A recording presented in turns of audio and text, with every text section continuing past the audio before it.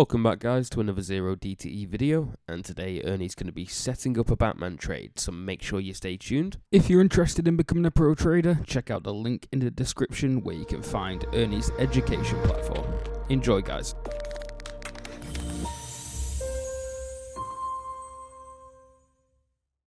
So first thing I want to make sure of is that this date in the upper right-hand corner is tomorrow's date, which is the 6th. And this one down here is today's date. And we're putting on a trade for tomorrow.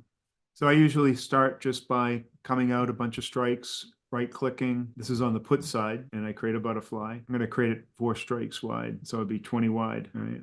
And when I do that, it gets entered down here below. So I'm going to put on a put, and I'm going to put on a call.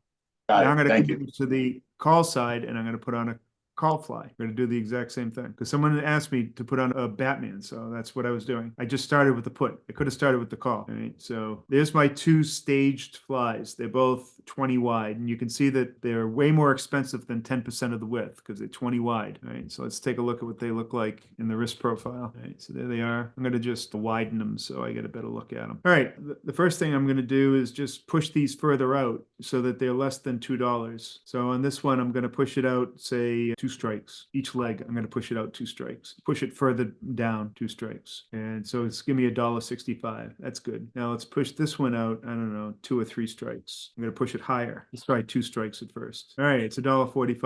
All right, so now they're both well under my 10% limit. I'm fine with those, and they're 1 day out. So that's a Batman where you have a call fly above the market because the market is right here, right? This is where the market is currently sitting, right in the middle. Call fly above the market and a put fly below the market. They're both about the same size, about the same cost, or close enough. And if I'm happy with that, then I'll execute it.